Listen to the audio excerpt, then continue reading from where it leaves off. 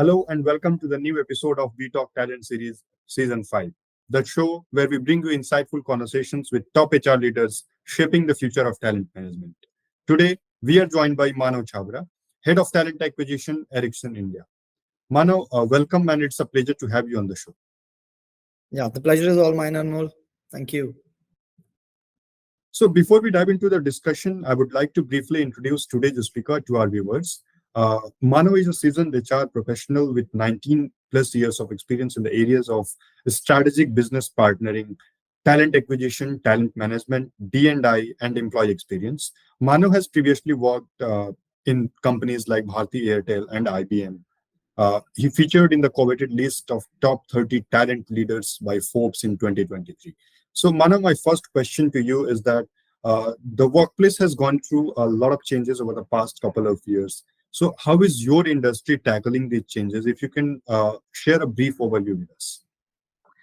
Right. So thanks, Anmol, for asking this question, first of all. I think a great question.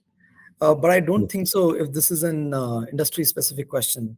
I think as almost all the industries and workplaces had to undergo change in the last couple of years, largely due to COVID and digitization. I feel that the biggest change has been in the employee perception of the workplace, right? So employees have realized that they can be more productive working from home.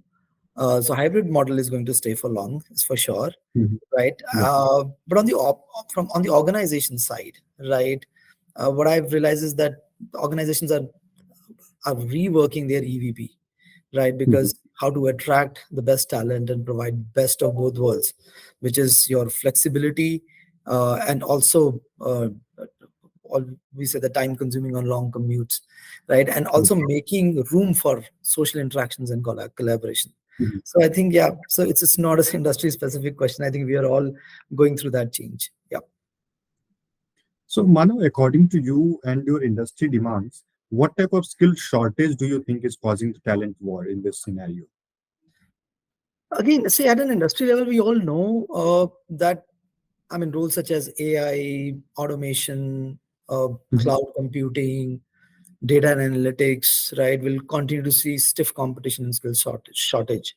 In fact, our own industry, which is the ICT, the information communications technology, as well as the telecom industry, would see a huge change in terms of what we now call as open RAN and cloud RAN, because they are going to be the next big things, next big thing in the industry now. So we do envisage, I think, some skill shortage, especially in the cloud and the software space, and also the core telecom roles. So that's where I mean, we feel, in fact, I feel personally that we will feel shortage, telecom specific roles, cloud and software. Yeah.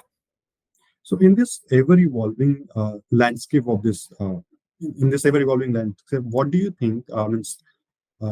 How are your employee engagement strategies, especially when we talk about the remote and hybrid work setup?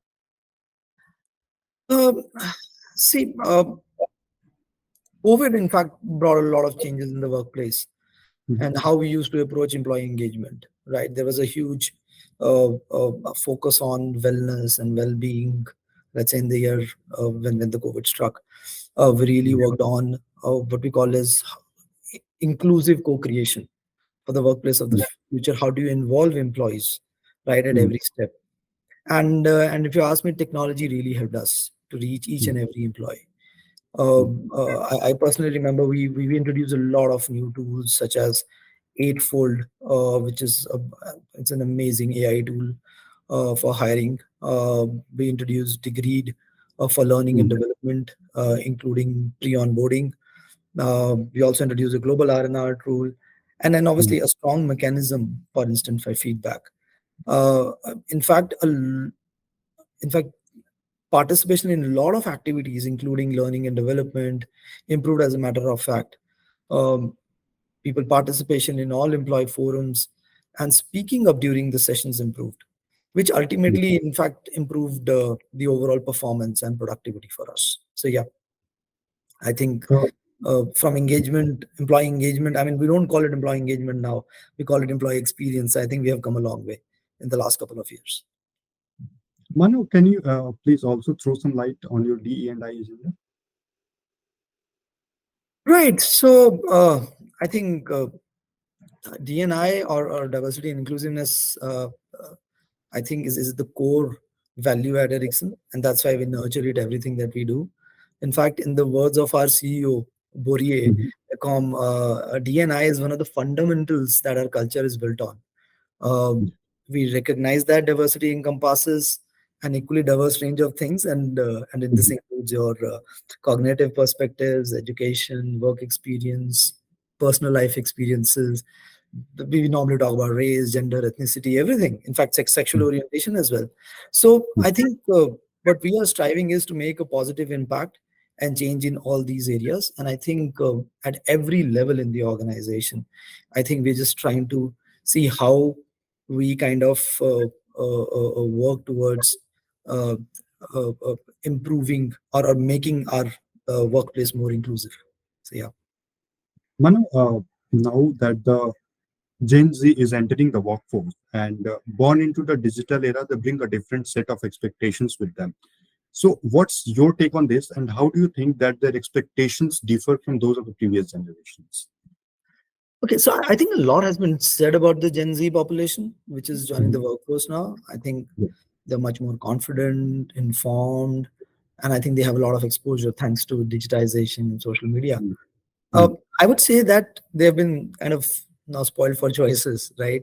Mm. And what it translates to workplace is that they tend to look at various aspects of the job and not just compensation, right? Like the Mm. previous Mm. generations. I think they are better risk takers and want to join companies that have a better, what I could say is a social footprint, right? They are Mm. much more diverse and inclusive in their thoughts than any other previous generation, Yeah. right? So now, when you have let's say such a generation, then how do organizations now deal with it? So organizations, I think, are trying to be much more nimble and agile to match their perspective, right?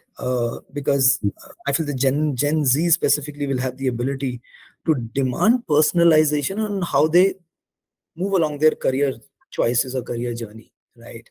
Mm. Uh, uh, in fact, in the last couple of years, we have had a lot of Gen Z in our people team, and it's Mm. really amazing to work with them and get to know their perspective. In fact, there's a lot to learn from them, is what I personally Mm. believe. So yeah, I think organizations will have to change their strategies in order to cater to Gen Zs. Yep. Yeah, definitely.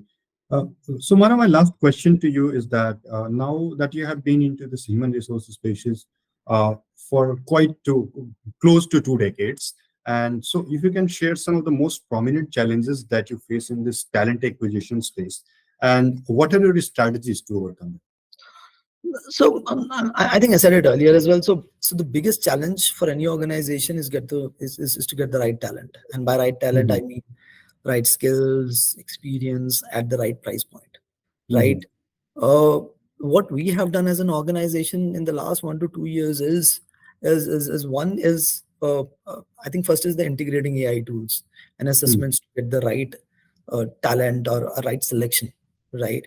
Mhm. So the tools are very, very important. You Mhm. have to be with the technology.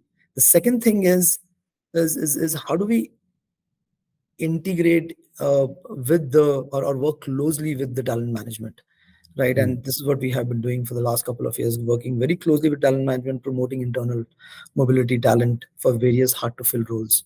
In Mhm. fact, here also, if you ask me, we have actually integrated an AI tool to help internal employees find suitable jobs aligning their career aspirations and growth. In fact, last year, our overall intake through internal mobility has gone up Mhm. by almost 40%. So I think that has been a huge, huge change for us.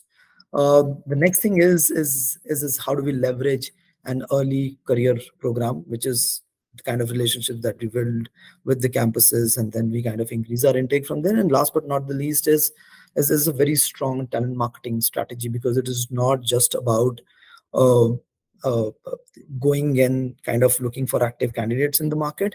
It is also Mhm. about showcasing what you bring onto the table for them. So I think that's where I think a strong talent management strategy also comes into the picture. So I think that's what I feel that these are 3 4 things that we have done in the last 1 to 2 years that has really helped us in meeting some of the challenges in the talent space. Absolutely, these are important points to consider, Mano. And thank you so much for sharing your valuable perspective with us today. It's been a pleasure having you on this show. And for our viewers, let's continue to learn and grow together. And don't forget to tune in to the next episode of We Talk Talent series. Have a fantastic day ahead. Thank you.